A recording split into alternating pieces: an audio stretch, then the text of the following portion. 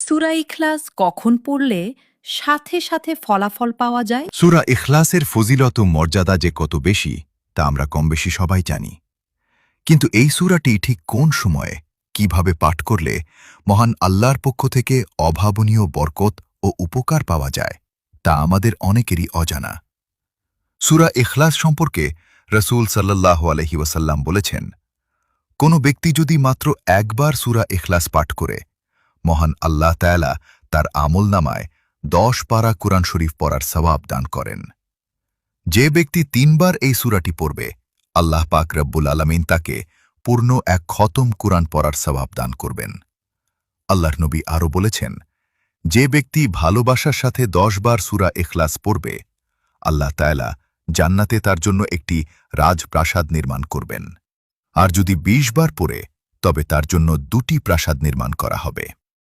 সূরা ইখলাসকে আল্লাহ রসূল সাল্লাল্লাহু আলাইহি ওয়াসাল্লাম এবং তার সাহাবীরা কতটা ভালোবাসতেন তার একটি চমৎকার উদাহরণ হাদিসে রয়েছে। একবার এক সাহাবীকে রাসূলুল্লাহ সাল্লাল্লাহু আলাইহি ওয়াসাল্লাম একটি জামায়াতের ইমাম বানিয়ে পাঠালেন। তিনি প্রত্যেক রাকাতেই সূরা ফাতিহার পর সূরা ইখলাস তিলাওয়াত করতেন। সালাত শেষে বাকি সাহাবীরা আল্লাহর রাসূলের কাছে এসে কমপ্লেইন্ট বা সংশয় প্রকাশ করলেন যে, হে আল্লাহর রাসূল, তিনি তো প্রত্যেক নামাজেই সূরা ইখলাস পড়েন।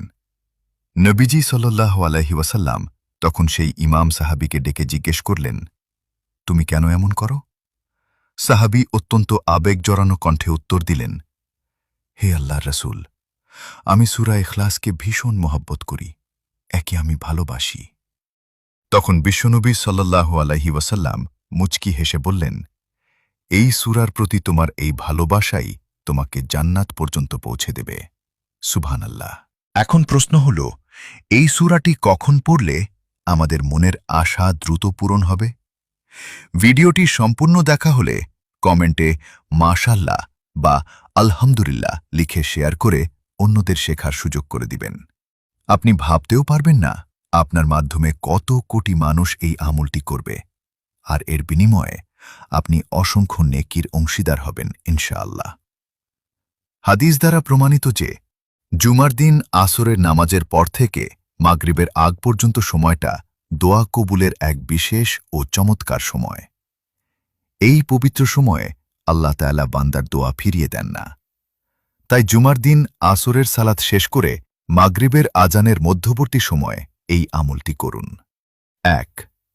প্রথমে পরম শ্রদ্ধায় কয়েকবার দুরূদ শরীফ পাঠ করে নিন। 2. এরপর অত্যন্ত মনোযোগ ও ইখলাসের সাথে